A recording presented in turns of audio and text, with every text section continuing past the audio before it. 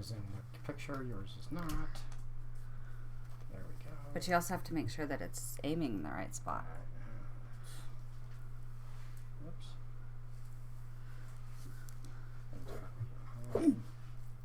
TikTok itself. Do I just click? Well, make sure you have the angle right first. I don't.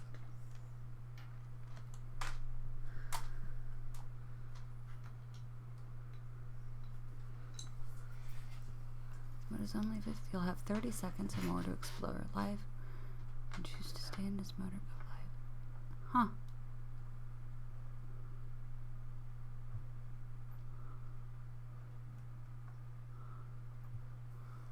What does that say? Oh, there's a practice mode. That's smart. Otherwise, everybody would start their lives with, "Whoa, shit, I'm on live." Should we start? It's not aimed at me quite right yet. It's there we go. Wow. Live is not designed for two. No. Can't you bring it down next to mine? Well, I could, because I'm not in front of the camera. I'm not in front of the camera. Can you put it right here? Sure. That thing is adjustable, right? Yeah. Yeah. But is that better than when it was up above? I don't know. I think up above looked better.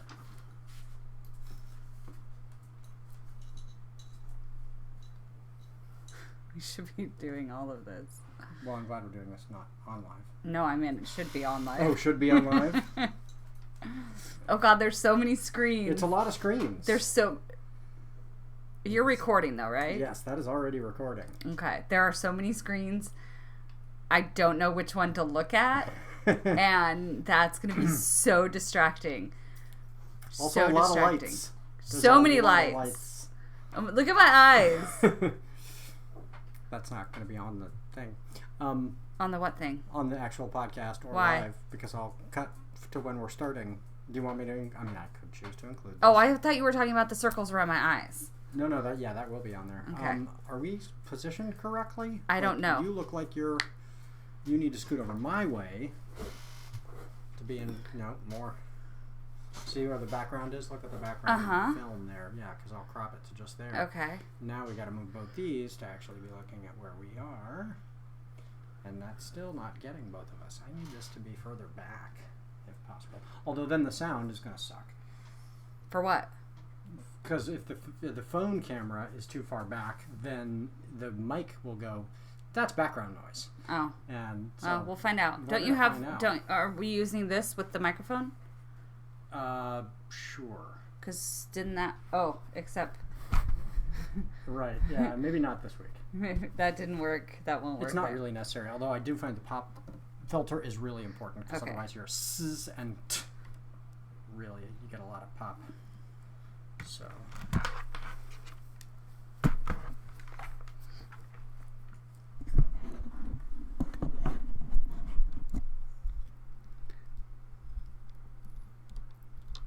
I wonder if you could actually take this and stand it behind the computer. That's what I'm thinking. Yeah. I don't know if I can.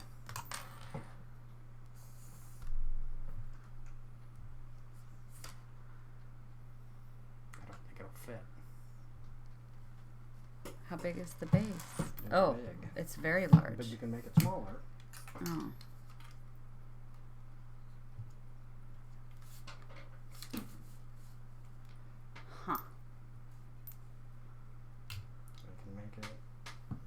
Small, but if I do, I make it tall. And then that, and then like that, maybe? We'll see. Ooh, it's like, what's that called? What is that game when you're kids? Operation. Oh, yeah.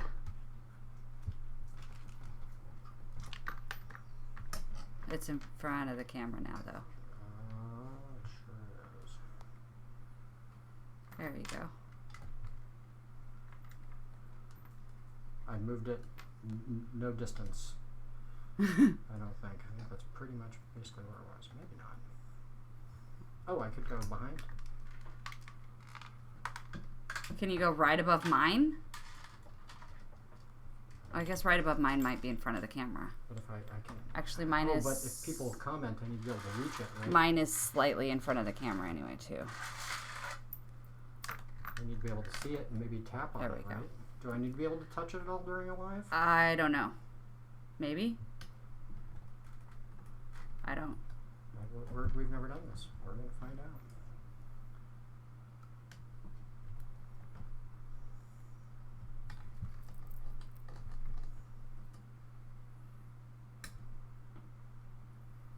It just doesn't want to stay where you put it.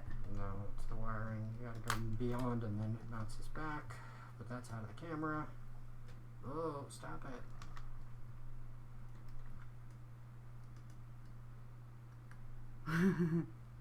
Okay, that's out of the camera. Mostly. I can turn it more.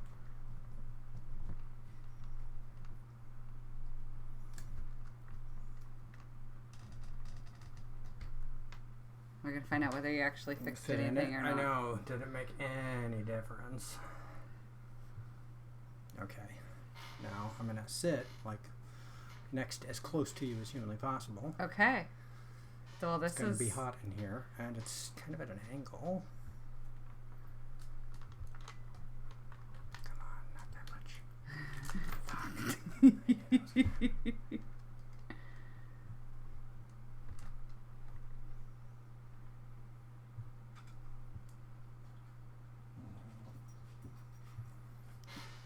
There we go. We're in it. Okay. Okay. Tap it to go live, and it's going to go. I know, right? Okay, are we ready? I think we're ready. Is this good? Here we go. We're about to... I was wondering what all it was going to require.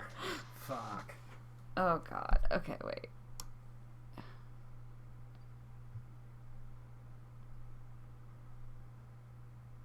What? Oh. Apparently you have to do the year first. It wouldn't let me scroll to November. Found that out the hard way. A facial age estimate? What? Okay. Do a facial age estimate. That's going to be funny.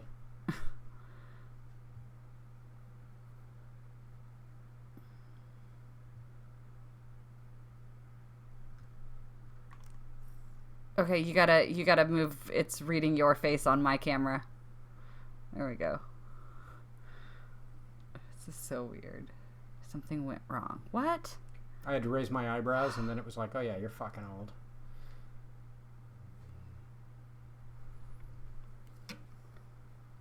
If I put my glasses on. Tell me when we're ready. Keep your glasses on. I'll practice. Okay, you gotta go out of the frame, Ben.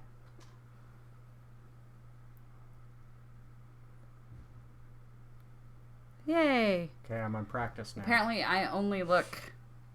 Wait, you're on practice? This is the practice mode. So that's what it'll look like. Press on a comment to mute or block someone. Add a friend as moderator. Next set. You're all set. Okay. We're not gonna be able to block people. Well, I guess we still could. Okay. Oh. Ready? Well, we're about to find out. I think. Are you live now? I'm pretty sure I am live. Yes. I am live as well. I am live. Well. And now they are notifying viewers. And now they are. This is interesting. This is interesting. It took 20 minutes to get 3 cameras. There are so many cameras. There are a lot of cameras. So folks who are, they're just notifying, so I don't know if anybody is on. But those of you, if anybody's on, we have decided to try out something new. So I normally host a podcast, Writers Not Writing. It's also a YouTube show. We just 2 weeks ago took on... Do I have something in my beard? No. Okay. I think I actually have like a piece of granola in my beard. I don't. So a couple weeks ago, we started having you as a co-host. Yes. And so that was cool. My sparkling personality. It was an improvement on the show. And so then, it's like, okay, this is a time. And we were talking about this is a time for a possible rebrand, right? This is a good time to go, okay, we should do things differently. So, for example, one of the things that I often do on the podcast, every week that I do on the podcast, is kind of welcome everybody by going, hail and well met, readers and reviewers, right? Well, that is very morning radio. It's kind of cheesy. I acknowledge that. It's very good morning Vietnam. Yes, good morning, readers and reviewers. You know, that kind of a thing. And not so, that there's anything wrong with that. right. Well, and the reason they do it on the radio is the same reason I do it. It kind of lets folks know, oh, this is the thing you're listening to, but briefly, right? You don't want to go, hey, here's a 10-minute explanation of the fact that this is Benjamin Gorman's show, and this is, you know, and I have one of those too, and it's far too long, and so that's one thing we're gonna either snip or cut in some way. So folks who are watching, if you are watching right now, we are on, you know, Chris's, we're on mine, and we are also going to be recording this. We're currently recording this to be the podcast this next week. And we'd love your feedback. Like, what would be a better way to start the show? This is something we're learning about. Ums and uhs are another thing that a real problem for me, and I need to work on snipping those. And you can go through and you can edit each one out. And let me tell you, it's a freaking nightmare. Why? I just don't. I've learned not to do that. Ben? Yeah. Did you check how much battery you have on your phone before we started recording live for an hour podcast? Did not, but I can plug it in. Welcome, folks. I see that some folks are on, and we are... Ben's just mentioning we are doing live, and I'm at 22%, which... You know, that little battery thing is a new anxiety that we all have added to our unnecessarily anxious lives. Now we see that low battery go, it's the end of the world, and I'm totally guilty of that. So, okay, I'm plugging in here. Sorry, those of you who are seeing my Listen, if my phone battery dies, I will be left alone. I am charging. If my phone battery dies, I will be left alone with my own thoughts. And that's most of the universe will have ceased to exist. I understand. Yes. So now I've got power. So, welcome we'll switch to our first attempt at Writers Not Writing Live. Our podcast TikTok Live. Via TikTok Live. We are also recording it, so it will get uploaded to YouTube and all the other places. It's a lot. But we're going to give this a try. We'd like to do this. Like, I think this might be a cool way to reach more folks and do the show. One of the things we would then have to learn is when we have a guest, how do we include the folks who are watching via Zoom? You know, like the guest is on Zoom. And so I was talking. Do we need like a third phone? Seriously, aimed like at this was how crazy it would be. I was thinking I would set up the phone like this way, aim it at the screen where the guest is on Zoom, and then set up a large mirror behind to see us as well. I don't know, that would be a lot, but we can check it out and see if that would be doable. So, you know, keep coming back, and we'll see as we learn how to do this live thing, but I think it is fun. So you are on our, again, very first, we are attempting recording the Writers Not Writing podcast while going live on 2 separate TikTok accounts. Yes. And because this is a writing podcast, a writer's podcast, I think maybe we should offer a little something special for the...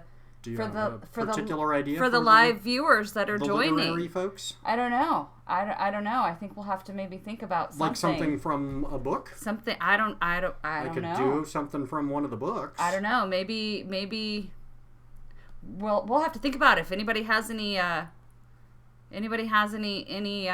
suggestions? Yeah, one thing I've comments, been doing, questions. This is new for us. So. Sharing here on TikTok are the epigrams. Is it epigrams or epigraphs?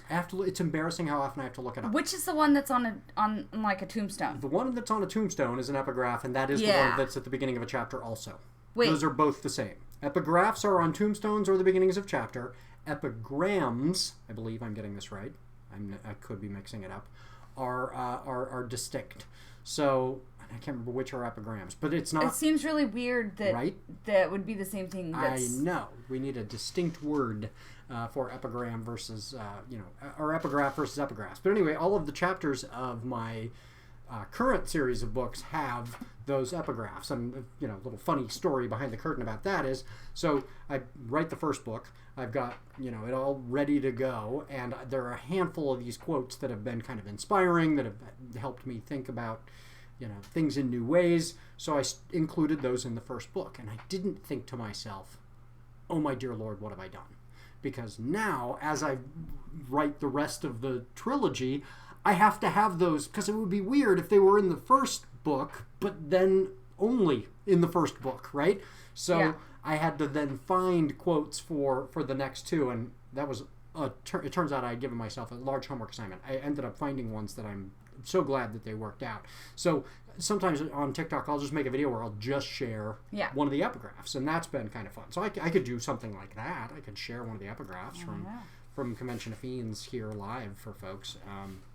We'll have to think about that. Give it some, but I do think we need to do an introduction for the podcast. Yeah, we should. Well, we should. Although I think you've made it clear we're on live. Yes. This is Chris. Hi. Explain who you are. This is Chris. Explain who I put you on the spot. So normally we have a on the computer screen behind me. I have a notes to remember what my own name is. And a little chyron during the live show or during the show. When it's up that says. Chris Gorman, Executive Marketing Director for Executive Publishing. Merchandising. Merchandising, that's not marketing. Marketing's me, merchandising's you. That's right. I am Chris. This is Ben. We are the owners of NotAPipePublishing. I am the Executive Merchandising Director. Isn't that a fancy title? It's a fancy title. Yes, it's a fancy title for... Get to give yourself I'm the one that finds all the sparkly, eye-distracting stuff to display at booths. I had a friend who went to work in the early 90s during the beginning of kind of the tech boom. All these companies were hiring folks straight out of college. And this guy was hired, and they were just kind of making up titles. Yeah. And so they said his title, he worked for, I believe it was a porn company, but I'm not positive about that, but it makes the story more interesting, so let's go with that. Okay. So he was working for this, porn startup, essentially, but he wasn't on the making the porn side. He was on the side that was doing the technical stuff in the background, right? Creating the website and, designing a lot of the text. And so his title was Chief Knowledge Officer. And I thought that was a freaking cool title. Like he was the author of all knowledge. I was like, that's at a porn site in 1994 or whatever. I thought that was pretty funny. Chief Knowledge Officer. Your title, by the way, for the record, is legit. You are actually the merchandising director. And we did a show about that. We talked about all the merchandising stuff you've been up to. My title is publisher. I could go with founder, but it sounds pretentious. But I started the company, so... I don't know, founder, CEO... Right, they sound kind of douchey, I think. CEO, like I wear a hoodie. I'm a tech bro. Ew. I don't want to be a tech bro. Ew. Yeah, no, they're the worst. Ew. No, I don't like that. Yep. Oh, you brought your water bottle. I did. You brought a beverage. You have a bebida. I brought a beverage, but it's juice. And because we're living in Spain and I don't yet know Spanish, I know it's on my list of things to learn. Jugo. I did not realize it had pineapple in it. Oh, jugo con piña.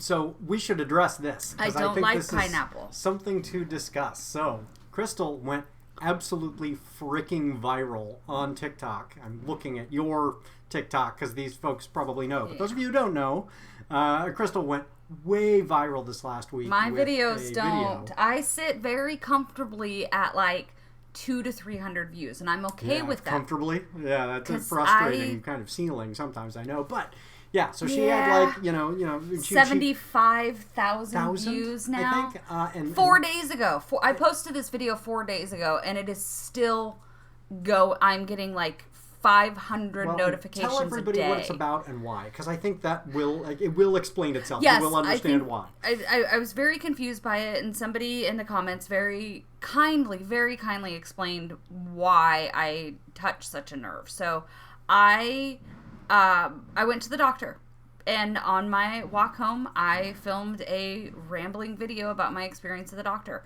We were at the dog park 3 months ago. The dog's leash got wrapped around my pinky, and I thought I broke it. Now, I grew up in the U.S., under the U.S. healthcare system. So I played sports. And so I did what you do with a broken finger. I taped it next to the one next to it and figured it would either get better or it would fall off. And that's... Full disclosure, I said, that's what you do. Broken finger, you just tape it to the... I have so many broken fingers from basketball, that's what you do. Yeah, I exist under the... Either it will get better on its own, or I will die. Right, that's the American healthcare method system. of healthcare. And then, cut to 3 months later, and most of the bruising is gone. There's still a little bit. Most of the swelling. Most When of you the, get, like, jacked. most of the swelling is gone. I still can't bend it all the way, and it still hurts. And I was showing it to my daughter, and she freaked out. Was like, "Mom, that's disgusting. You need to go to the doctor." And so I wasn't going to go to the doctor for like a little pinky. I'm not going to pay several $100s just to thousands of dollars, like because that's what we presume. It's right? fine. But I had to go to the doctor for something unrelated to it. And so I hopped on my little app and I scheduled an appointment for 2 days after I scheduled it. And I'm going in there and I'm sitting, and I tried to choose a doctor that speaks English just because Ben wasn't going with me. And she did. She spoke English, not fluently, but much better than I speak Spanish. Passively. But she's so modest. They're always so modest. I'm like, don't say you speak a little bit. Like, you speak it very well. And so after we had addressed the reason that I was there, she asked if there was anything else, and I mentioned it. And she was like, she's examining it. She's like, well, let's go get you upstairs for an x-ray and see if it's broken. She literally, because she couldn't clarify the instructions and I couldn't quite understand the instructions, she walked me upstairs, sat me down. About 5 minutes later, I went in, had an x-ray done, and then she says, come back downstairs after the x-ray. I go downstairs. She looks at it. She's like, it's not broken. Okay, that's fine. And she was like, do you have a history of arthritis? And then I have to go through it. I don't know. I'm adopted. And it's all just, luck of the draw on that one. We'll find out. And then she was like, well, maybe it's a tendon or the ligament or you sprained something. And I just had mentioned, it's a brand new doctor. I've never seen her before. So we hadn't gone through the medical history yet. And I mentioned that I have hypermobile EDS. Tell everybody what EDS is, because some people have asked. I'm going to mispronounce it because I mispronounce it every time, because no matter how much I know words, sometimes my mouth misspells them when they come out. So it's Ehlers-Danlos syndrome. That's what I've heard. Ehlers-Danlos syndrome. And I don't know if that's correct either, but that's what I've heard. Yeah, well, that's why I say EDS. Yeah. So essentially, it's a factor of my ADHD. People with ADHD are predominantly more likely to have it. More prone to it. So essentially I'm hypermobile. My tendons, my muscles, my jaw, my ears, my sinuses, literally every part of my body is hyper extendable. So I have ear issues because my ear canals aren't formed quite right. I can get lockjaw because the muscles within my jaw are hypersensitive and can get distended. I'm currently dealing right now, my shoulder pops in and out randomly because one of the tendons in that, I have a rib on my back that just likes to randomly dislocate. I didn't know that was a thing ribs could do until I went to the chiropractor. Essentially, all of the tissue, it's a connective tissue thing. So all of the tissue in my body is just hyper flexible. The stuff that's holding the stuff together. Yeah, hyper flexible, not in a good way. And so when she mentioned that it might be like a tendon or a ligament or something, I just threw out, I have EDS. And I was so surprised. So here's the thing. I'm getting to a point eventually. I was expecting her to do what so many other medical professionals have done and just be like, it's not a thing. Because I have lived in the U.S. my entire life up until 6 months ago. And I have spent my entire life just expecting to not be believed at the doctor. Defending yourself at the doctor. Just going, this is where I'm experiencing. Any women that are joining us, any women that are listening, you know what I am talking about. And men, you don't. This is I think an interesting contrast. When I go into the doctor and I say, the example I always use is I go in and say, I want a vasectomy. Okay, we'll get that scheduled. Yes, we will do that for you. There will be no protesters. Yeah. We're not going to call your spouse and ask for permission. When men go to the doctor in the United States and say, I need the following, they get the following. Whereas I had cervical cancer 5 times and tried to get a hysterectomy 5 times and was told, one day you might get married. One day your future spouse might want another child. I have a 24-year-old kid, and I've been in perimenopause since I was 22. But still, no. One day, a hypothetical. Don't get me started on the vasectomy. That still enrages me. Not the fact that we'll circle back to that. Remind me to circle back to that. Anyway, so as I'm sitting there and I'm telling her about the EDS, and I just mentioned I have ADHD, I have EDS, so that makes sense. And there must have been something about me, because she looks at me and she says, "You seem very nervous. Are you okay?" And then I had to explain to her, like, going to the doctor feels like I'm sitting at the principal's office. And this is in the video that I posted on TikTok. Much faster. Yeah. Much more coherent. And it feels like I'm sitting in the principal's office, just like waiting to defend myself. And so I post this TikTok video. She immediately believes me and says, "Okay, we'll schedule an ultrasound." So I just post this quick TikTok video about how nice it was to go in and be treated and be believed and actually treated like a human who knows my own body without any question. And so this quick TikTok video, and now I've got almost 700 at last count, almost 800 comments, and we're passing 2,000 likes on a video, 74,000 views 4 days later. It's insane. So tell everybody why, because this is interesting. Somebody, and I've had to go through, because a lot of the comments, and it's interesting because my TikTok algorithm has pushed it out. It hasn't even reached the US yet. It's predominantly, like 79% of my viewers are in Spain and the UK. So it hasn't even reached the audience. I was trying to send it out to Americans to be like, one of my lines in the video was, "We don't have to live like this. You can actually, we pay enough taxes in the US to have socialized healthcare, but oh no, that's too liberal." It hasn't even reached that audience. But somebody very kindly jumped in and explained that there are some politicians right now on the right that are here in Spain that are trying to move the Spanish healthcare system to an American model. And so I have touched a nerve with them, and I'm getting a lot of comments from people saying, "Thank you for your voice as an American comparing to what it actually is," because they hear the worst horror stories about healthcare, but then they also hear what comes in our news. And in our news cycle, we don't tell the stories about the person that died because they couldn't afford their insulin, or the man who went in and pretended to rob a bank because he'd been diagnosed with cancer and knew the only way he could get treatment was true story. Mm-hmm. And so I hit a nerve with those people, saying, like, a genuine, like, thank you for sharing your experience, both in Spain when it works and in America where it doesn't work. There's also been a lot of, it's paid for with taxes. It's also paid for with the VAT, which we are paying into those taxes every time we buy something, because it's like their sales tax. And I should clarify, because we're here on a digital nomad, I'm not yet using the socialized healthcare here. We have the public system. We have private insurance through Sanitas. Sanitas, yeah. I always mispronounce it. Oh, that's because we were required to have it. And so I had no copay. I paid $16 for my insurance, for my medication when I went to pick it up. There was no copay at the visit. There was no payment for the x-ray. There'll be no copay for the ultrasound. And if it comes back that I've actually torn or twisted a ligament, Dr. Google tells me I will either have to live with it, cut my finger off, or surgery. So we'll see. I would prefer the surgery to the cutting the finger off. I know that, I'm just a voice in I could be the person that has 9 fingers.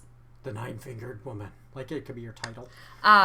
So it hit, and now that video, the views are rising on it, again, 4 days later, because it is now reached right side of the right side in Spain. And so I'm getting a lot of, my personal favorite is, the purple hair. I'm just going to keep scrolling. Why do right-wingers think that purple hair and a nose ring are like the biggest gotchas? It's the most low-hanging and the funny thing insult. is the fact that they then bother to type it means Yes. that they think you will find it insulting. And I'm you were unaware that you had purple hair. I'm like, or when you dyed your hair purple, you thought, oh no, yeah, right-wingers might not like this. Somebody commented, it's like calling somebody a cat lady. You think it's an insult? Do better. Right. Yeah. Come a up person with a better cat insults. Chose to have a cat. Like, come up with better insults.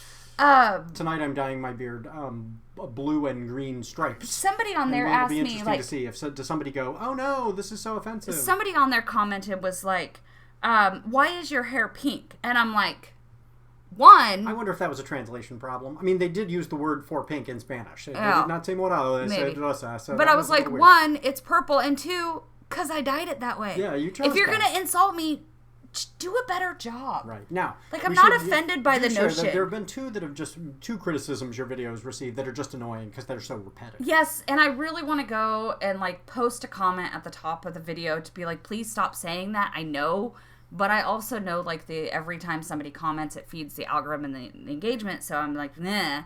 But, yeah. Wait, how did that go? What is your response? No, I think it was one, yes, I live in Spain. I do not speak Spanish. We decided to move on January 6th. No, November 6th. There you go. We decided to move to Spain on we decided to move out of the United States on December 6th. We decided on Spain at some point between November 6th and January 19th. Somewhere in that I don't know when we decided on Spain. You wisely said we actually need to be gone before the 19th. And yes. I was like, I'm sure it'll take a while for them to get around to making things difficult for Americans. If we hadn't gotten out when we did, then our kids' passport would have been invalidated. People need to understand this. Like, we got out by the skin of our teeth. They have an X on there as their gender marker, and one of Trump's first executive orders first day right after being sworn in was to make those no longer valid.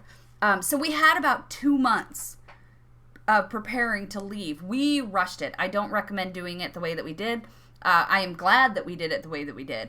But one, I did not have enough time to learn Spanish in that 2 month the language. 2 month span.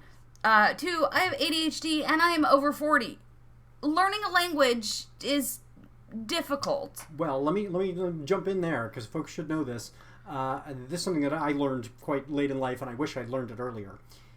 There's good research on this. There's this myth, and I understand where the myth comes from, that children learn a language earlier. It's actually not true. The one thing that children can do that adults can't do is learn an accent, because the part of your brain that connects to your mouth muscles, that learns to make noises, whatever your language is, that kind of breaks when you are in your teenage, when going through puberty. The brain actually separates.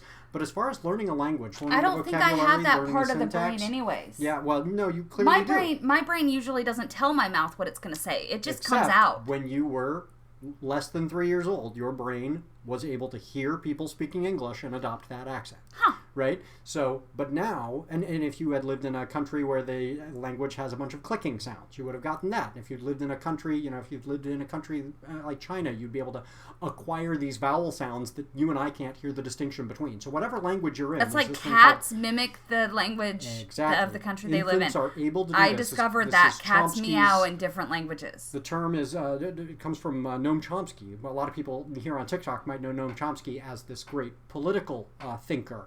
But that's not what got him famous originally. It was his work in linguistics. He's a linguist. And he came up with this idea called the universal grammar module. And what he was studying was, why is it that children all over the world can learn not just vocabulary, not just sounds, but the syntax of a language? Even though the syntax changes from language to language, why is it they can all do this? And his theory is, we have this thing called the universal grammar module. We've got something in our brain that's just able to acquire language. But the part that specifically relates to what you were talking about is, linguists have found that on average, it takes 7 years to learn a language, regardless of your age. Okay. So give me 7 years, and I will learn Spanish. You will be completely And fluent. Maybe Catalan as well. Yeah, exactly. Well, that's what I need to learn is Catalan. Maybe. But listen, my parents were super racist, so I took French. No, you could challenge them Thank and say, God no, they're both dead. You took Senegalese. But I think that I can understand why people think, oh no, children learn it faster, right? Because they look at a child and they go, oh, this kid picked up this language. But actually, the kid went from 0 words to absolute fluency by about the age of 7. Right? That's true. An adult starts at 20, starts at 30, and by the time they're 37, they're absolutely fluent, and they think it took me so long. 0 to 7 or 30 to 37, same amount of time. So those of you who are learning language and you're going, why is it I haven't mastered this language with Duolingo in a week? It takes a while to learn a language. Now, part of the reason we chose Spain is I was very lucky. My folks sent me to an immersion magnet school when I was a kid, and so hablo español y puedo venir aquí y hablar en español. So yes, the two biggest comments. I can translate for her. So all these people were like, she should speak Spanish. She chose this country because she brought a translator with her, right? But she is planning on learning. Yeah. I am planning on learning, but you try moving 3 adults and 5 animals and an entire household to a country all the way on the other side of the planet. And there's a lot. It's been a lot. So no, I haven't been able to sign up for classes yet. I am planning on learning Spanish. And the second most common question I get is, I know the healthcare in Spain is not free. I know it is paid for by the taxes. I use free healthcare. That is a phrasing I use because I'm an American, because that is the terminology that we are trying to spread. Because when you use taxpayer words like Americans are fucking stupid. You can edit that out for the podcast Let's later. keep it. It's a fact. When you use things like taxpayer-funded healthcare, the reply that you get from Americans because we're stupid is, but my taxes will go up. Guess what? Your taxes have already gone up and are going to continue to go up, and they're paying for things like our military that we don't need. They're paying for bank bailouts. They're paying for Elon Musk to get millions of dollars in government subsidies. You pay currently your taxes, and a portion of that goes to the profit margin for a company. So I use terms like free healthcare because that video was targeted towards Americans who would hear free healthcare and know what I was speaking. I think it touched a nerve in Spain because we are foreigners and we're not working and we're not paying into that tax system outside of just like our daily spending. But we pay for private insurance, so we are paying. I totally understand why we were not taking advantage of the public system without paying in. We get it. I understand. We pay a monthly fee. I understand why it touched a nerve. Right. But the point that I was trying to make and that I kind of articulated a little better in my follow-up video to that is that America has a healthcare system that is designed for profit. It is not designed to serve the people. It is designed solely for profit. In a socialist, taxpayer-funded healthcare model, the design is to help people. The design is to, the goal of it is to keep your population healthy, which is cheaper in the long run than letting them get sick and then profiting more. And so, but here's my point, is that when you build a system like you have in Spain, where you built a system that it is designed to help people, then everything that follows in that system is also designed to help people. Your pharmacies are lower cost than they are in the U.S. Your visits take, less time. Your doctors are, in my personal experience, your doctors are more understanding, more, because the entire system is designed to help you. In the U.S., the entire system is designed, how much money can we possibly squeeze out of you? So yeah, we're going to let you get those tests, but we're going to make sure that you jump through 20 different hoops first. And yes. And we're going to try and brush you out of here as fast as we possibly can because we need to bring the next person in. I'm sure you've had this experience that, a doctor where it feels like they want to spend as little time on you as possible. And that is a function of the profit motive. So now I want to go back to my comment about Ben's vasectomy, because I don't want you to think that I don't want anybody to think that I am anti-vasectomy, because vasectomies prevent abortions. We're going to piss some people off. Not that we feel that abortions need to be prevented. We're pro. No, 100%. I just, people should be able to do whatever they feel abortion they need is healthcare. Yes. Fact. Anyway, I want to go back to my comment because I don't want anybody to get mad at me for my comment about the abortion. This is the thing that infuriates me. The vasectomy. I didn't have an abortion. The vasectomy. I don't know. This whole freewheeling model for the podcast might be a mistake. No, I think it's good. Okay, so as a woman in the U.S., I'm sure there are other women that are going to be watching or listening to this that have experienced the same thing.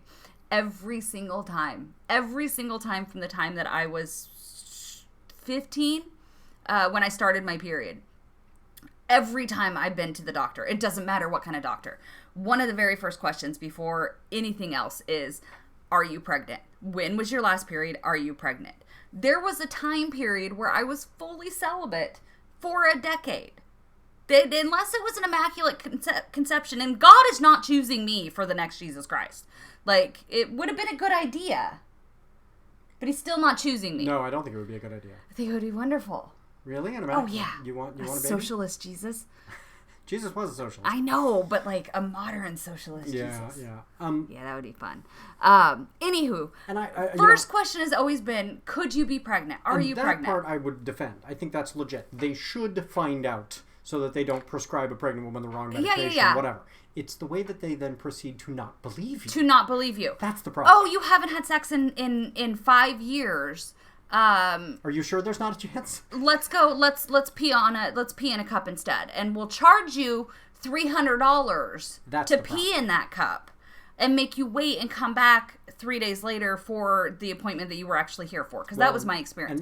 But when I started dating Ben, and this is the part that absolutely infuriates me. I remember coming home after this visit. I went to the doctor. They asked me, "Could you be pregnant?"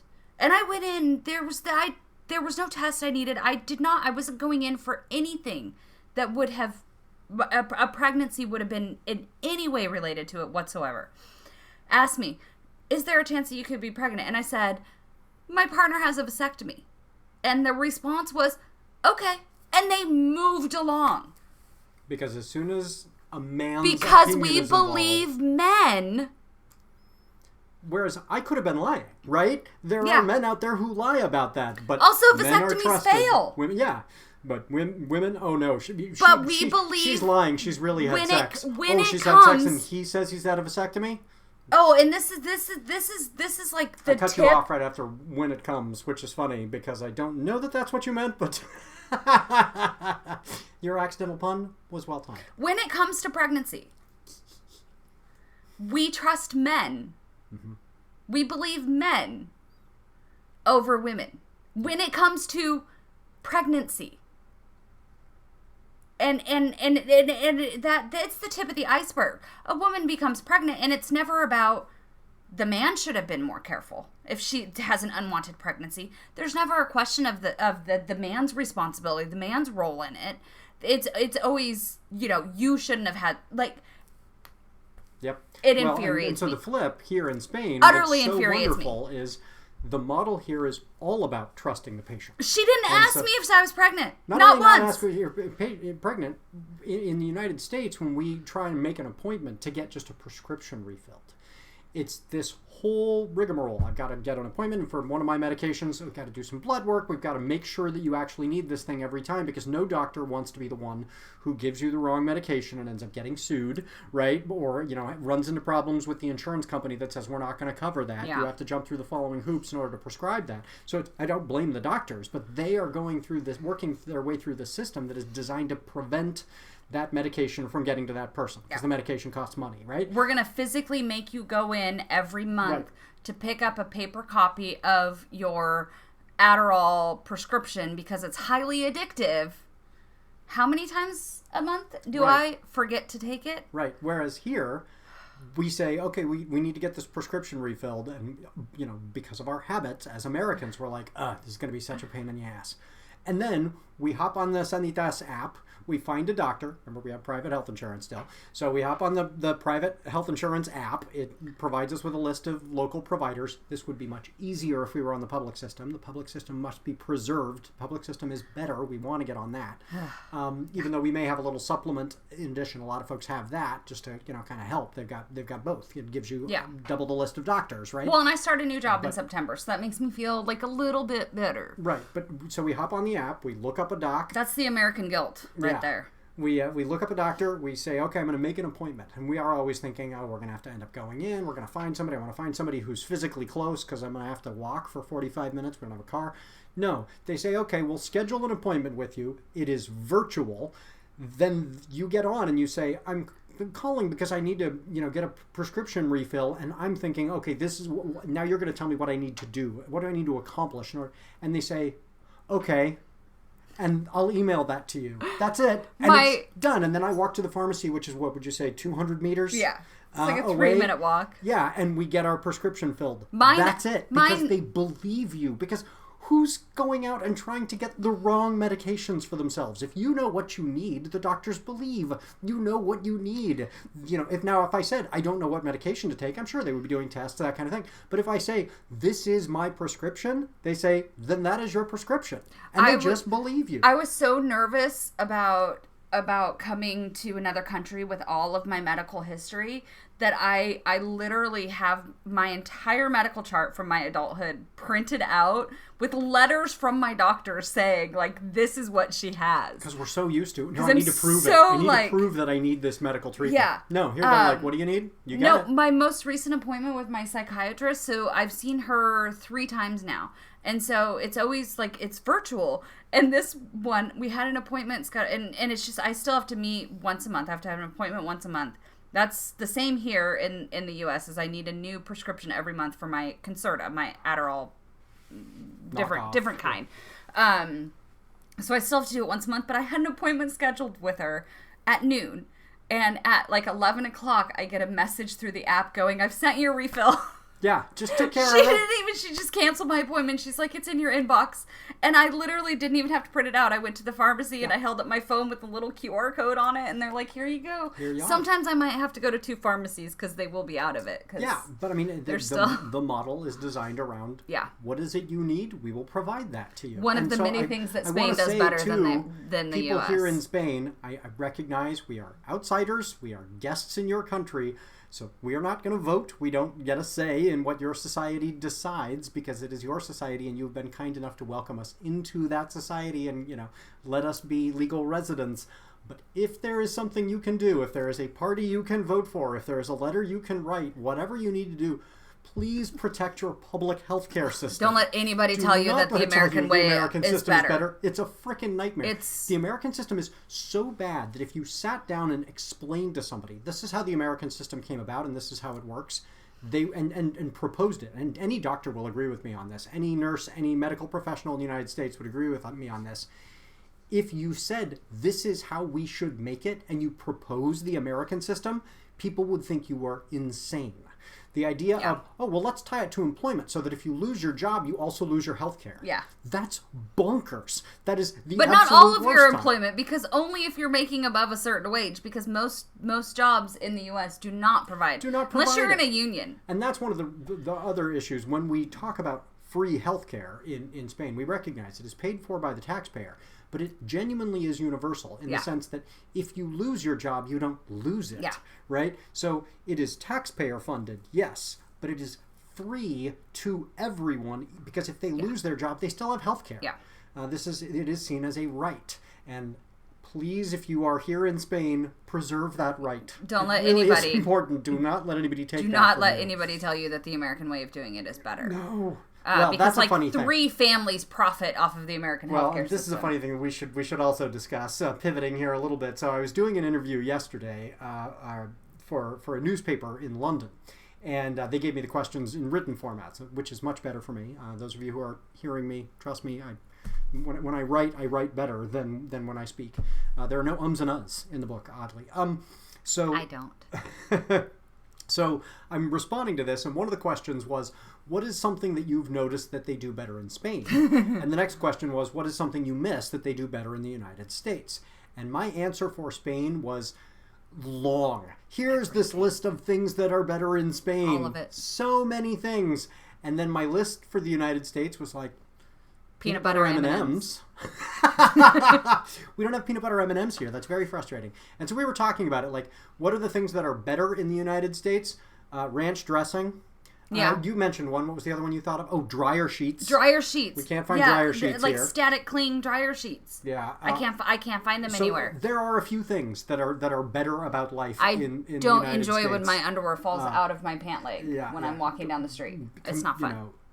By contrast, a society that fundamentally says we're all in this together is so much healthier in so many different ways. Your public transportation, your metro system and your buses.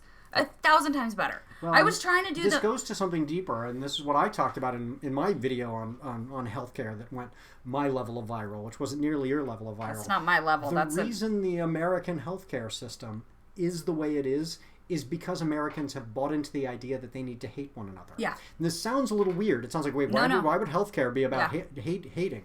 But the reason we can't have socialized medicine, the reason that in the United States the justice system operates the way that it does, the reason so many of your systems are so flawed is somebody is capitalizing on your hatred, right? They are saying that you have bought into this idea that some people in your own society are undeserving. And once you buy into that idea that some people are undeserving and some people are deserving, you've created a window. And then the CEO steps in and says, I'll be the one who will dictate who gets which rights because I'll help it make sure it goes to the deserving. And all you need to do is give me a cut for making that decision for you. Well, if you just recognize that's false, on its face, that's false. Everyone in your society should get healthcare. Everyone should get access to a justice system that is fair, right? Then you don't end up with the arbiters of who gets justice, who gets healthcare, who gets, breathable air, who gets clean water. Instead, these are things that go to everyone, and nobody gets a cut for making sure the unworthy don't get it. And it will save you a ton of money. You are paying somebody else to deny some of your fellow citizens, some of your neighbors, the things that they absolutely need, which is madness. And you don't fully understand this till you get away. And then when you get to somewhere else and you go, oh, it doesn't have to be that way, you start to see all the different ways that your systems are designed around excluding some people from access because they are the bad people. And you and I both know, we can all acknowledge this has been exploited based on race, based on gender, based on religion, based on sexual identity. They're the undeserving. They don't get these services. And, some Protestant cishet white guy is sitting in an office going, I will do everything I can to make sure those people, whoever those people are, don't get access to the thing because they're not hardworking and good and whatever it is you bought into, and you're paying that billionaire to put up this kind of moral barrier. Yeah, it's like a moral wall, right? Yeah. If you are poor, if you are disabled, if you are and the poverty houseless, is a consequence if you are, of that idea, right? It is a moral failing. Once you realize, one of the mind-blowing things is once you realize in a country with the GDP of the United States, nobody should be poor. No. That is a policy decision.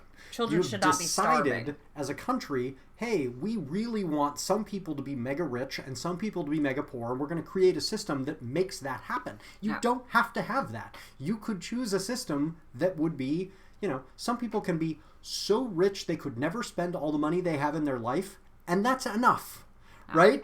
And they could top out at $20 million or $100 million.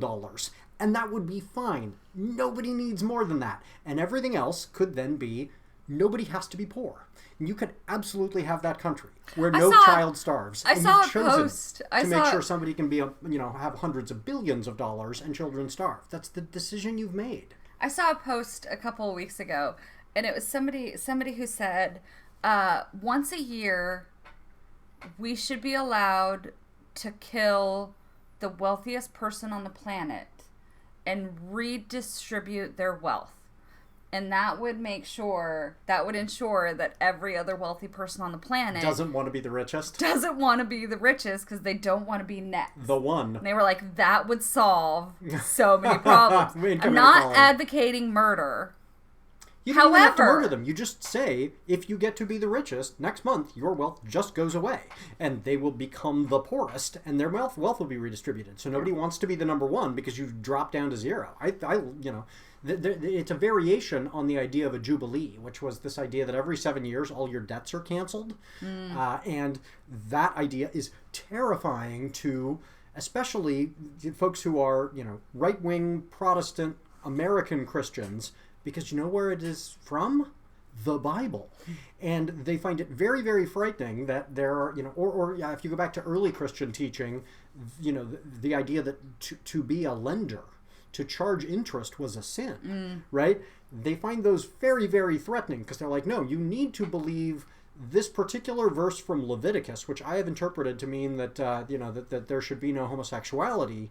It's an obscure verse. It's not, a main text. It doesn't come up over and over and over. But please don't look at the fact that the thing the Bible talks about more than anything else is serving the poor, and that charging interest is wrong. That they find very, very frightening. There's a lot of things in the Bible that fundamentalist Christians just like to ignore. Selectively choose to ignore. And I acknowledge I'm not a Christian. And When I find a lot of it, silly. Like once you get away from it, it's kind of like getting away from the United States. Once you get away from your religion, whatever your religion is, if you get away from it, even if you convert to another religion, you end up looking back at the faith that you were a part of and going, oh, a lot of that's silly. Which is a scary idea for people who are very ensconced in it. But when you're in a worship, community, and you're looking around, you're going, everybody else believes this, so it can't be that crazy. It's kind of a social gaslighting, right? It's an and then echo once chamber. you get out, you get out of the echo chamber and you go, wait a second, so God made an angel show up in front of a guy who was riding a donkey, and instead of making the guy who's riding the donkey...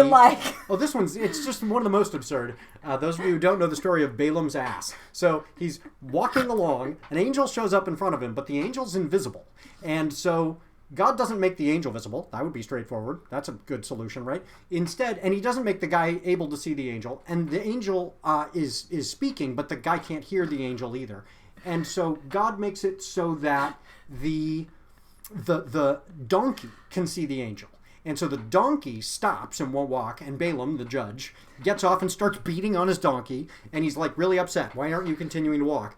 And so here's the practical solution. God makes the donkey speak, not the angel, the donkey speak to the man beating him and say, hey, the reason that I can't keep going is there's an angel of the Lord there in front of you. And then Balaam believes the donkey and goes, oh, okay, I'm sorry. Now I recognize this. And the story doesn't even have any good conclusion. Like, he then, it's not like the angel then warns him and he changes his behavior. He goes back and he continues to do what he was doing anyway. So why was that part even in there? Like, it's just this thing tossed in that's like, by the way, this guy wants to talk to his donkey. It's super weird. Ask me how many times I've heard this particular go rant. off on, because it's a perfect example of a story that I was never taught, right? Nobody goes, this week we're going to do a sermon on Balaam's ass. You know what? It's freaking crazy. Isn't this funny? And the whole congregation could crack up. Like, why is this in here? What's the other Bible story that you rant about? The she-bears. Okay, so the prophet Elijah, I believe it was Elisha. The bold? Yes. Yeah. The prophet, it was either Elisha or Elijah, not sure which, the names are very close. This is in 2 Chronicles, I think, is walking along, and some children who are of a different tribe start making fun of him for being bald, right? And what they don't know is he chose to shave his head as like a sign of penitence, because, if you choose not to have hair, you must be, very, very, holy, right? Obviously. So he then calls out to God, and he's like, hey, these kids are making fun of me for this great act of penitence. And instead of God saying, well, hey, Elisha, they're children, and they don't know that you shaved your head as a sign of love for me, so maybe give them, a break. God's like, whoa, those frickin' kids. And so he sends down, I believe it's 3, might be 2, I could be remembering this wrong, but we're told specifically how many, so that it's not just plural, it's the number. He sends down, and we're told the gender. We're told that they are she-bears. So he sends 2 or 3 female bears to maul and devour these children for making fun of this dude for being bald. And I was talking to a friend about this, whose spouse is a rabbi. He's incredibly knowledgeable about the Talmud. And I was like, what is the lesson that we're supposed to glean from that? And he was totally open about it. Jewish people have a much healthier relationship with their text, I think, in general, than right-wing Christians, certainly. Because he was just like, we don't know. That one's just weird. Why is that in there? Rabbis have been discussing this for that would be 4,000 years.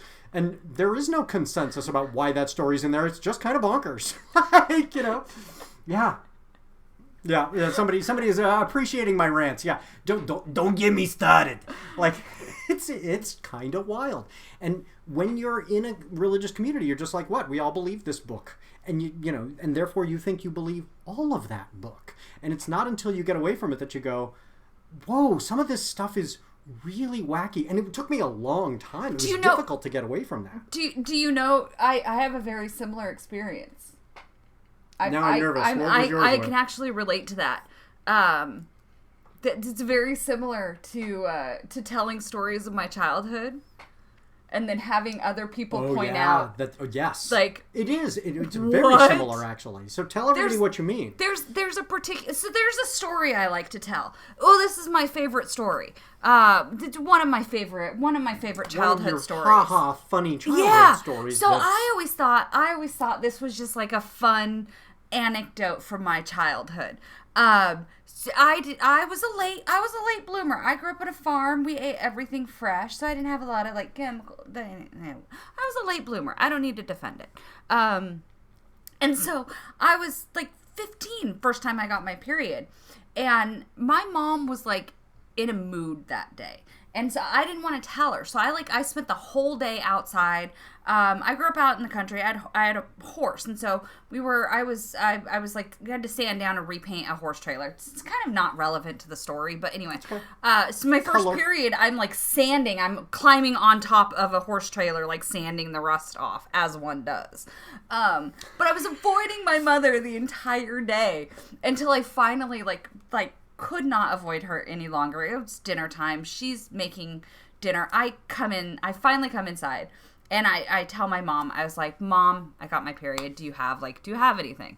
And she was infuriated. She turned around and threw a bowl. She was making chili. She picked up a bowl of hot chili that she'd just spooned into the bowl, turned around, and threw it at my head. And I, like, ducked out of the way, and I missed most of it. She was so mad that I chose to get my period the same time as her because I knew she was in a bad mood. And then she made me clean the chili up while I was crying because I had a few burn spots. I thought that was She thought, this is a funny story. And then I would get horrified. I thought it was a funny childhood anecdote. But when you're within a kind of trauma environment, I thought this was so funny. Like, I thought it was just like a ha-ha, my childhood was funny. It's actually a really fitting metaphor for religious trauma. And it wasn't until, like, I was an adult. You don't know that you're experiencing religious trauma. I have so many... This is normal. Everybody around me believes that, for example, all sexuality is sin. And, you've got that kind of drilled into your head. And, in my case, I went to a, very liberal church, very, progressive parents. I have childhood trauma. Ben has religious really trauma. Healthy, ideas about sexuality. This is not a criticism of my parents by any means. It's Christendom, right? Yeah. If that idea is just all around you, that anything about your own body is inherently evil, you just kind of buy into that. And eventually you're like, why do I have these attitudes? And it's not until you get out and get therapy, highly recommend therapy, that you start to go, oh, that's deeply effed up. Do you know what my favorite part of therapy is? Religious trauma. Do you know my favorite part of therapy? What? Is when I tell my therapist something and she does this thing where she just goes... This is dead air for people on the podcast. It is dead air. She's just holding up a finger. Like, she does, and then she just pauses. And it'll be like 5 minutes of silence. And I like to imagine. It's probably 30 seconds of silence. It's I probably. Can't believe it's ever been 5 minutes. It's probably not. It's probably like 30 seconds. I have ADHD. Time is irrelevant and completely meaningless. But I like to imagine that she's got this like. What are those old like school things with the note cards that they used to keep like addresses and phone numbers on? Rolodex. I just aged myself. Wow. And the fact that I pulled it up is a sign that I am older than she is. I'm an old man. I know what a Rolodex is. I like to imagine that she has like a Rolodex in her brain of like, here are all of Chris's childhood like trauma stories.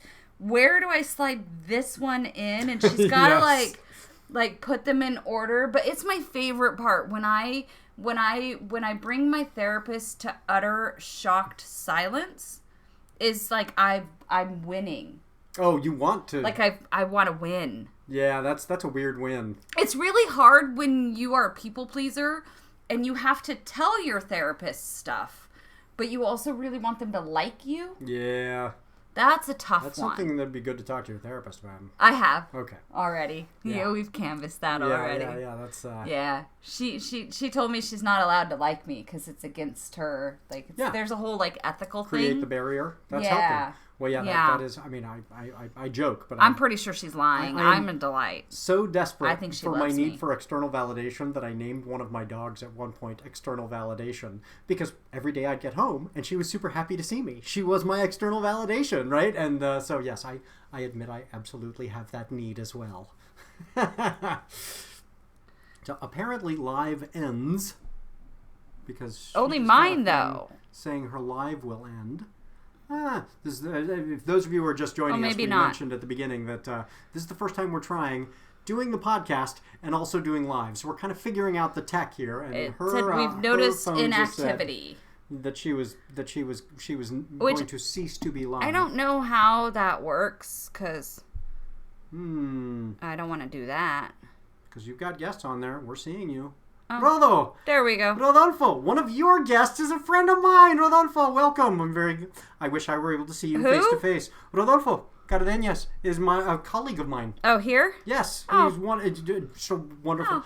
So I'm just going to give a shout out to Rodolfo, who's a colleague of mine, worked with me at Central High School and is just an absolutely phenomenal educator and a dear human being. Just a great guy. That's cool that you're on here. I wish I could give you a hug in person. I don't know if they're still on there because I can't tell. I know. It's like... I don't know what any of the little buttons mean. Yeah, well, he's not hearing this, unfortunately. Maybe he's not on here. Oh, I don't know. Rodolfo, when you come back, we'll tell everybody how wonderful you are again. I don't know how to tell how many people are still on. Yeah, no, yeah. Because it just tells you when somebody joined, but it doesn't tell you if somebody left. Folks, if you are on, comment, tap that heart, whatever, so we'll know that there are human beings watching. And if there aren't any, that's fine. We just keep plugging away at this, and we've got it live for the... not live. We've got it recorded for the sake of the podcast. So that if you are watching this, you could choose to watch the podcast and see it all again. Listen to the podcast or watch it on YouTube. This is easily the most unhinged NotAPipePublishing Yes, which reminds me, I was trying to think of there were some other things we were going to discuss because we want to make sure that we keep rambling because it's not like we're struggling to fill air. But there was something else that I wanted to remember to ask you about on the show. If you want me to remember what it was, you're asking the wrong person. Yeah. Well, time-wise, we've filled plenty for an episode. We'll have to choose where to cut off because this is way long for an episode of the show on YouTube. That generally happens with us, though. I knew that we would go live for a long time, and I am comfortable with that. So I hope folks are enjoying it as much as we are enjoying it. I'm really mad because almost as much as we are enjoying it. I'm actually a little bit mad because your live has 37 likes. Woohoo! And my live has 1. Hey. And I don't like that.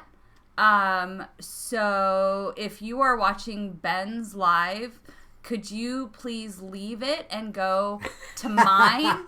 It's ChrysGorman. Chris Gorman.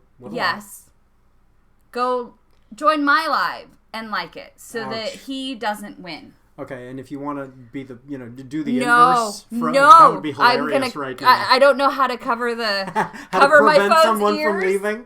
Yes. Like, how do I cover my phone's ears? That would be hilarious if you jump over to don't mine. Do it. No, we won't. Don't let the men win. We won't have that kind of competition. We could totally have that kind of competition. That would be very funny.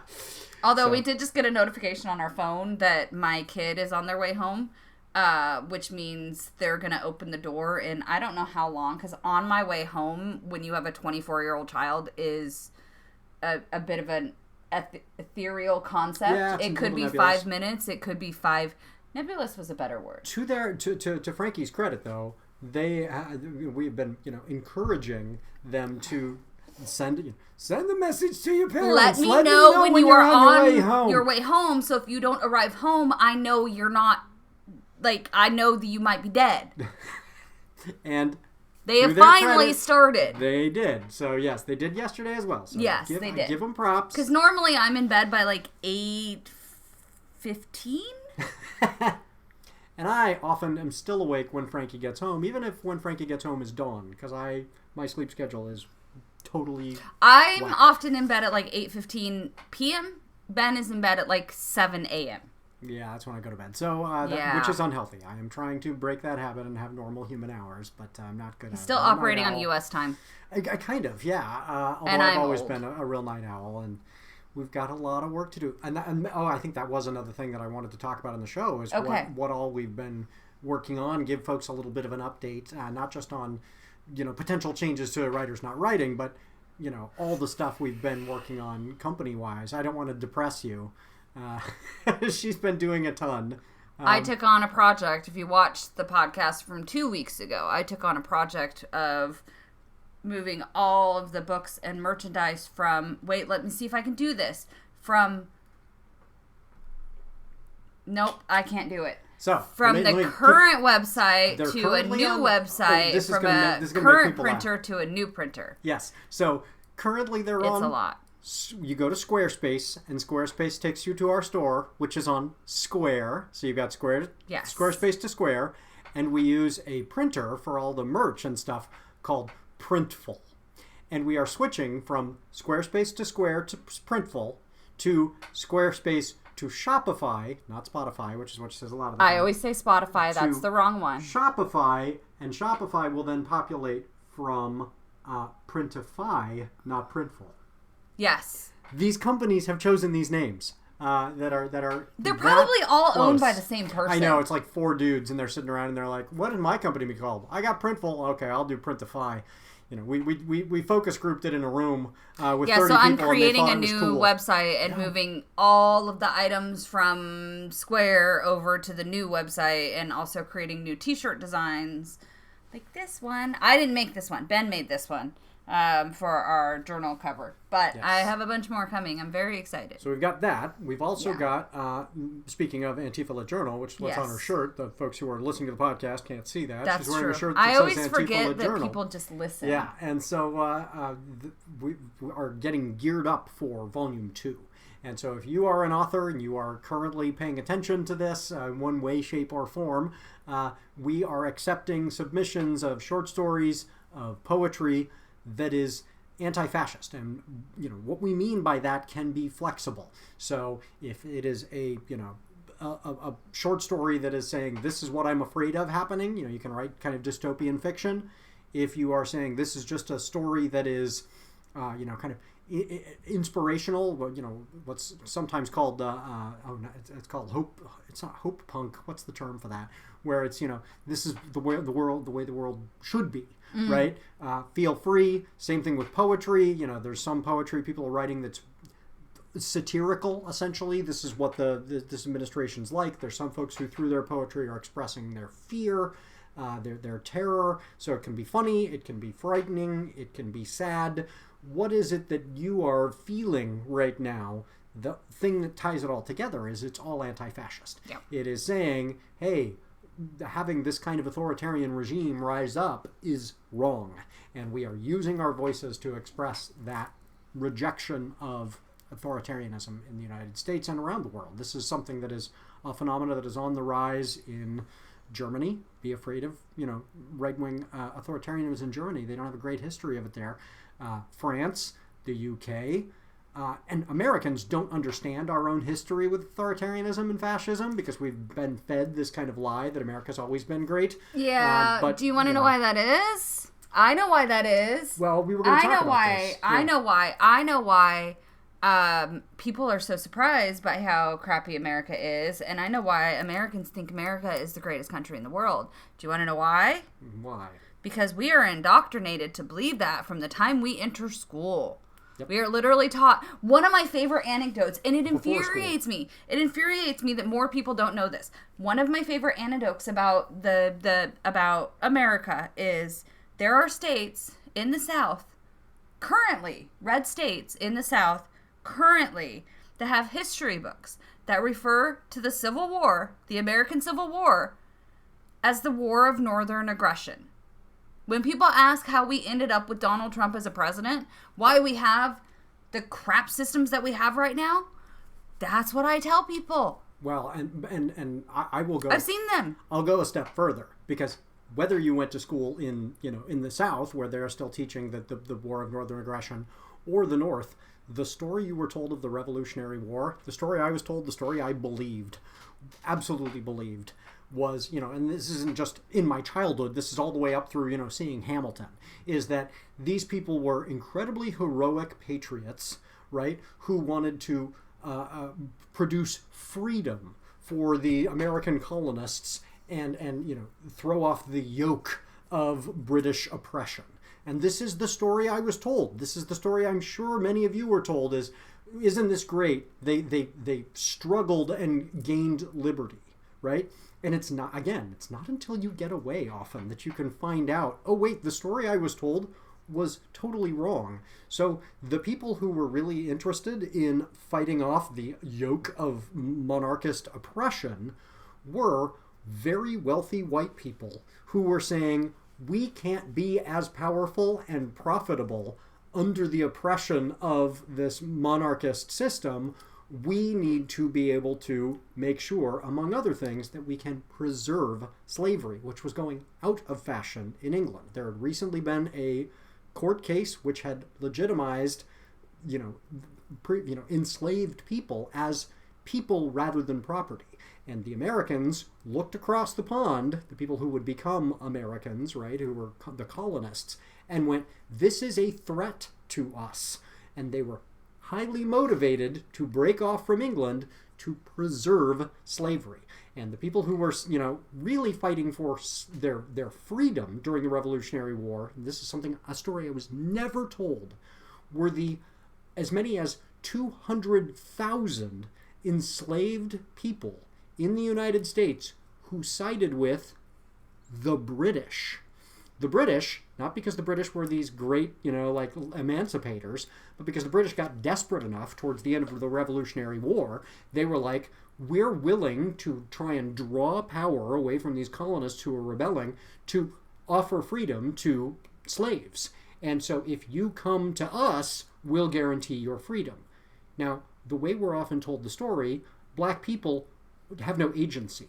But if you actually believe black people are people and are smart and were able to do things, they spread the word and organized themselves and planned these mass escapes. And as many as 200,000 slaves left and went to this particular British governor who was in no way, shape, or form prepared for so many people to come. Many of them ended up getting cholera. It was really awful.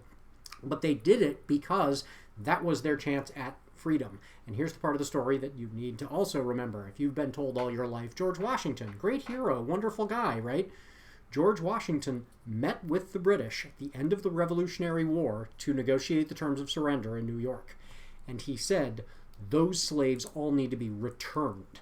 And the British, to their credit, said, sorry, we can't return them to you. According to our system of law, those are people. And George Washington said, no, they're property. You've got to give them back. And the Brits said, no, we won't. So when you're trying to decide if your country is the heroic side, which side said that those people were people, and which side said, no, those people are property and you need to return them to us in order for us to be a country? Once you get away, a lot of these myths start falling away and you realize over and over and over, from the beginning, our country has been the bad guys. Yep. And yet we are told over and over and over, we're the good guys in every conflict. I have two comments. Yeah.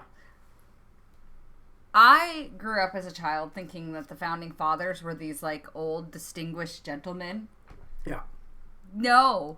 Google their ages at the time. They were in their 20s and 30s. Yeah. They were frat bros who wanted to hold on to their money. And yet the Constitution, they're like, but the Constitution, we can't change it. Imagine big balls. Imagine a bunch of Imagine frat boys Big Balls wrote your constitution. Like, these are a writing bunch the of laws Doge bros. for a world that does not exist any longer. Yep. So that's one. My other, and I don't know how accurate this is. This might be like a recycled meme that I saw on Facebook, but I saw a post yesterday saying that Arizona iced tea, for like the first time ever, was raising their price from 99 cents to like $1.29 or something like that in response to the tariffs, which again, I don't know if this is accurate or not, but I wouldn't be surprised. Oh, but don't get me started on the tariffs. But one of the comments under it was like, it's gonna be another the tea. Yeah. The tea. We're gonna revolt over the price of the tea. tax on the tea. Okay. And I thought that was fantastic. Can I go off about tariffs? Should I go off about tariffs, or should we save that for a whole nother show? Because I am so frustrated with Americans' misunderstanding about tariffs. I feel like tariffs might be. There's going to be a lot. I feel like there's going to be a lot, and I'll do the very short version. I'm also aware that the dogs are going to start barking at any The very minute. short version. The debate in the United States, for folks here in Spain, this is just going to boggle your minds if you know anything about economics. The debate in the United States is, okay, well, the Trump folks are saying tariffs are charges on other countries, and this money is going to come into the government coffers. That's a great Fox thing. News has convinced Which is not the way Trump tariffs voters work that tariffs are paid for by the other country. Meanwhile, centrist liberals are saying, no, that's not how tariffs work. Tariffs are going to raise prices a little bit because those tariffs are going to be charged to importers, and those importers are going to set a price that is slightly higher. They'll eat some of the cost, and they'll turn some of the cost over to taxpayers. They're both wrong. And we know this because during COVID, we saw what happened when there was a supply chain crunch. They're not going to raise the price. Let's say that the tariff is put on them for 15%. They're not going to raise the price of goods 15%. They're going to go, okay, this is an opportunity to raise prices by 20% or 30%, because then the blame goes on to Trump. These are people who are outside of the United States. They're going to raise the price as high as they can and still get you to pay for it.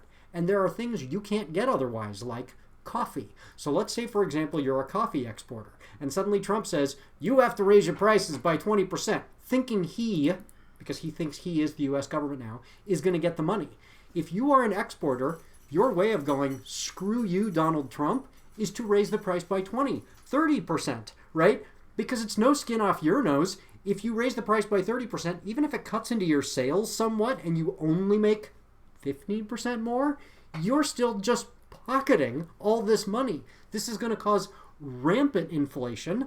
And part of me is like, it's hilarious. And part of me is like, this is a disaster for the people I love. Your prices are going to get jacked up because nobody fully, at least not that I'm coming across, fully recognizes that you need to augment that for greed and spite. These people hate Donald Trump. Why would they make his life easier by making the price lower than the 15%? They're going to go even higher than that. Oh, it's going to be bad, folks. I like that was your short rant. That's my short version. Oh, at least don't get me started. At least your rants are intellectual. I don't know if they are, but yes, they're somewhat informed and also quite cynical. It's almost like you spent 22 years as a teacher. Yeah. This explaining things was my gig, and I love it. So yeah, I sometimes do fall into my teacher mode, but sometimes that's yeah. Or I don't know if I fall into teacher mode, or it's clear that I was doomed. I was destined for this profession because I was always like this. Maybe I was a teacher. You know the comment I'm trying not to make right now, right? I'm worried. I think you know. I think I may. What is the comment you are trying not to make out loud? I'm trying not to make it out loud. Don't encourage me to make it out loud. Well, now people are going to be curious. I like when Ben goes into teacher mode. Ben knows why I like when Ben goes into teacher mode. Does Ben want all the people watching to know why I like when you go into teacher mode? I think they've all guessed it by now. Listen, when you have the kind of childhood trauma that I have, you want approval from people. And the only place I ever got approval from people, because I was the little teacher's pet, was at school. And so I really liked my teachers. And as an adult, that has manifested in a much different form than it did as a child. I want it noted for the record. I have never taken advantage of this. I have never been like, let's role play with me in teacher mode. Like No. It's her kink, not my kink. I just want it noted. Definitely my kink. I did try to get you. No, I won't talk about that. Yeah, that let's not mention. So I think this is an excellent place to. No, I think 3 minutes ago would have been an excellent place for us to stop. So let's call it there. Those Your of you parents just don't learned watch the podcast, way do more. they? Nobody, no. You know, those of you watching on live, you're some of the first people to actually pay attention to the show. So you know, At least 38 of them. yeah, there's folks paying attention. I'm At least very glad 38 to people you have here. watched these.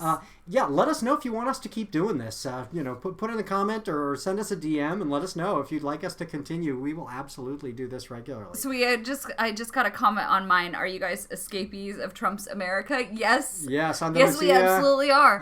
yes. Yes. Steve and Lucia. That Yes, is actually... Steve, we are absolutely... In fact, there was just an article published about us in El País, and El País is kind of like the New York Times of Spain, so that was really cool. That they. I'm going to guess he's actually from here based on his username. Well, but his first name's Steve. Yeah, but isn't that a place in Spain? Andalusia is, but it's also could just be a last name. So who knows? I'm gonna guess he's actually, because my followers tend to be. Yes, we are escapees. Yes, we are. And that's if you read actually El a País, really good. there's an article about us. That's actually a really good segue to. Well, yes, we did Steve flee. says his village is filling up with them. Yes, I hope we will be positive enough contributors to society that, because I was, in fact, in another interview I was doing, I was just acknowledging we need to acknowledge as new residents, we're guests, right? Yeah. And so we need to be respectful. We need to recognize that your traditions are what counts. Thank you. But also, yeah, please do check that out. But also, we need to recognize that we are an inconvenience. Yes. And so we need to acknowledge, you know, there are cynical, you know, racist politicians who want to tap into that anti-immigrant sentiment, but the anti-immigrant sentiment is rooted in something real. So, having all these people who are different show up is an inconvenience. Like we're standing in the road going, I don't know which way to go, and we're a pain in the ass. And now we've lived here long enough that we know our way around, and we're looking at tourists who are stopping in the road, and we're going, ugh. Well, yeah, that was us 6 months ago. We talked earlier about the things that Spain does so much better than the things that the U.S. does better, and I want to say like one more thing on that is that my experience so far, Spain treats their immigrants infinitely better than America treats their immigrants. Yes, although I do want to acknowledge that has been our experience. Our we experience. Are white. Our experience, right? yes. We are white, which yes. And because we're from the United States, I think there's a presumption that we're there's wealthy. A privilege. We're not. But I think yes. there's a presumption that we're yes. wealthy, and so I based on some comments that I have heard from folks, my understanding is people who are, you know, immigrants from North Africa, people who are immigrants from Southeast Asia may not have had the welcoming experience we have had. We've had a wonderful experience. People have been very, very kind to us, but I don't want to presume to speak for other groups who may not have had that welcoming experience here. But yes, we have been very, very welcomed. So yes, we fled Trump's America and came to Spain. Came to Spain, and we are here to stay. I love Barcelona. I love the city. I know that's there's also all the intricacies of Spanish politics and Spanish identity, and so there are folks here who are like, oh, the Catalans, like, you know, like Barcelona, you know, is often in conflict, and there's tension with you know, Madrid. People here are like, oh, Madrid is like, you know, lording over us. We don't have a dog in that fight. Like, you know, when I say I love Barcelona, it's because I love Barcelona, not because I'm like taking sides. I figured out my favorite Catalan independence. I figured out my favorite time of day in the city. It's going to be different from mine. What's yours? It's going to be very different because he is a man. He will go out at like 4 or 5 in the morning and just walk the streets. Love this city. I feel much safer in Spain than I did back in the U.S. There's definitely less of a fear that I have existing as a woman here. But this morning, I went out to get coffee at like 8:30 this morning. And we live in the Gothic Quarter. And as I was walking through, what's the square where the government buildings are? What's that? Placa de San Jean. Yeah. So as I was walking, there's a little like hot dog place on the corner right by the Starbucks, and I was walking around the building, and the city had just come through and washed the cobblestones. They wash and every night. The amazing people who clean the city. I love you. Thank you so much. There was nobody on the streets. It was 8:30 in the morning. Streets are dead, and I'm walking around this like dark, dim little corner to go to the Starbucks, and the streets were freshly washed, and it was glistening, and the smell and the quiet, it was so quiet, and it smelled so yummy. I think that might be my favorite time of day here. I love it when it rains, just period. Anytime it rains here in Barcelona, which is, of course, never going to be enough for my taste because I'm an Oregonian, which it rained all the time. But here in Barcelona, when it rains, because everything's stone, I mean, everything, the roads, everything is stone, this city glows. And there's lights everywhere, so the light is reflecting off all of these stones. The city is just hauntingly beautiful at 4 a.m. on a rainy day. Like, it is so gorgeous. And this might be an example of, where you've got to get away from it to see it. I wonder if the people from Barcelona feel that. Like, do they see how beautiful their city is, or would they leave and go, where I used to live, it just kind of lit up magically when it rains. It's so cool. So please come here to Barcelona. And I know there's this fear people have, like, they don't want to come in the middle of the summer because it's too hot, which I totally get. It's too hot. And then they often are like, oh, I don't want to come in December because it's cold and rainy. Come in December. It's a beautiful city in December if you like to see a city that is glowing as it's raining. I guess we were here in December, I guess we were in January. But yeah, I mean, it was rainy and beautiful. Beautiful city. I still don't know. And, does it snow Steve says here? End of the summer rain is the best. Because, then it's still warm. But, it is gorgeous. Although the rain here is very different from back home. Where the back home, rain like, is more drizzly. It might rain, but pounding. we went to go see a movie a couple weeks ago. And it was so funny because we were in the middle of the movie theater. And everybody around us, their phones started going off. And it was an emergency alert for flash flooding. Yeah, when it rains, and it was just like a down. torrential down. But does it snow here? I mean, it does, but our weather is more like kind of like Bay Area weather in terms of the quantity. Like, it may snow, There's got to be rare. Somewhere in Spain that snows, though, Oh gosh, right? yeah. If we went up into the Pyrenees, if we went up into the mountains, we would totally go. I mean, people go skiing. Yeah, and that's what I've been saying. We should get out of town and go up to the mountains. Maybe it'll be a little cooler. I don't actually know. Is it much cooler in this heat of the summer in the mountains? But I presume, right? And there's just so much more of Spain for us to see. Yeah. We've moved to Barcelona, but we've stayed in Barcelona. I want to see this whole country, and I really want to take Crystal to Toledo. And the reason I want to take her to Toledo is tell everybody where you're from. Toledo, Oregon. So we could get a picture of her in Toledo and then send it back to all the folks in Toledo, Oregon and go, I'm in Toledo. That's the kind of, geographic pun that amuses me. They're sister cities. There's also a Toledo in Ohio. Oh my gosh, yeah, that's where my dad got his master's degree. Yeah. Toledo, Ohio. So those folks would get a kick out of it too. So yeah, we'll send pics from Toledo. So I really want to and I hear it's just a cool city too. So I'd like to go check that out.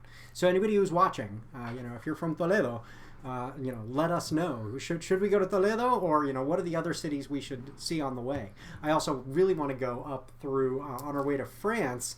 Go up through Andorra so we could add another country. This tiny little country, I think that would be very cool. And I hear Andorra's I want to really go cool. to where's the place where it's 4 countries that all share, like, there's one spot where they share a border. I don't know. I know it's there's like a point in the United States, 4 corners. No, where this one where I saw a thing where they literally, like, it's in the middle of the water, and they literally built like a walkway and like a round thing around it so that you can like stand in all 4.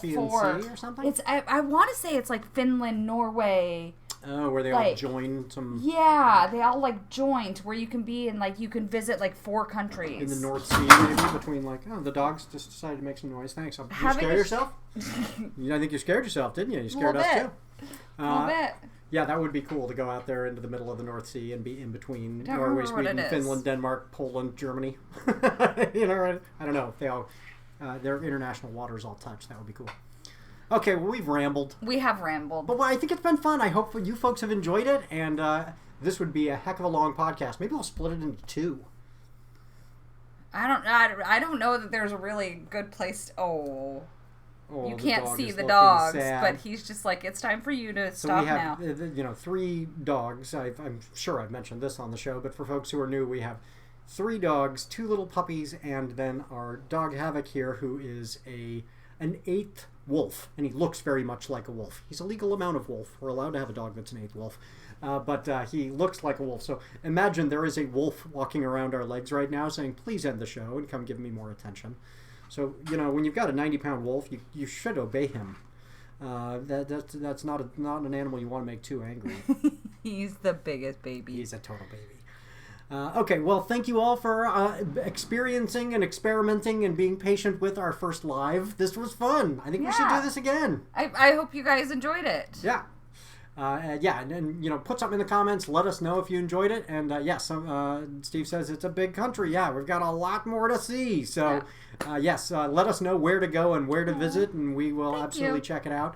And thank you to everyone here who has made us feel so welcome. We've really appreciated that. It's been very fun. Yes. Okay, and hopefully we'll see you around. Yeah.